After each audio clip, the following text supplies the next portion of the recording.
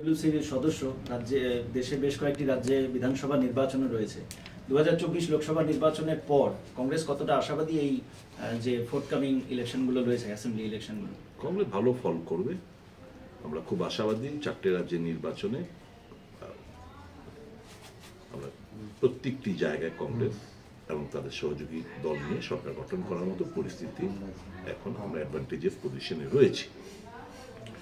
আর প্রশ্ন একটা কি করলেন যে অ্যাসেম্বলি নিয়ে আমি খবর পেলাম মুখ্যমন্ত্রী তো নাকি চলে যাচ্ছেন দিল্লিতে। যখন রাজ্যের মানুষ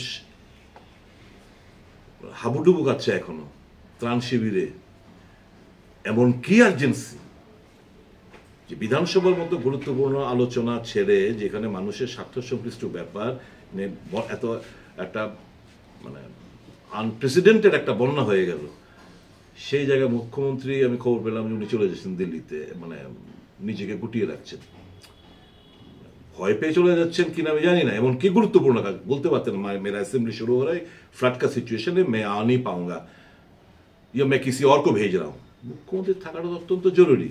তো যাই হোক, আমরা আমাদের যে মানুষের সাথে, বেকারদের সাথে নানা ইস্যু নিয়ে আমরা আলোচনা করব। বিশেষ করে আমাদের আলোচনা থাকবে স্বাভাবিকভাবেই আমাদের এই ফ্লাড সিচুয়েশন নিয়ে। দ্বিতীয়, বেকারত্বের জ্বালানি অবশ্যই আমাদের কথা আমরা বলবো।